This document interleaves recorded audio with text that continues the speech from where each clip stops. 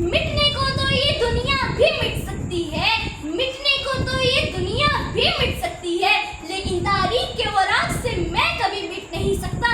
ذیوقار، میرا آج کا عنوان دراصل مجھ سے بہت بڑا سوال کیا گیا ہے، کیا ہے پاکستان؟ کیا ہے پاکستان؟ ذیوقار، جب میں نے اس سوال کا جواب لکھنے کے لیے قلم اٹھایا تو جواب میرے دل و دماغ سے آیا۔ شہیدوں کے لہو سے سینچا ملک ہے پاکستان، قائد کی انتھک محنت کا ثمر، اقبال کا خواب، لیاقت کی قربانی، فاطمہ کا صبر، سندھ، پنجاب، بلوچستان، خیبر پختونخوا، کشمیر جیسے پھولوں کا گلدستہ ہے پاکستان۔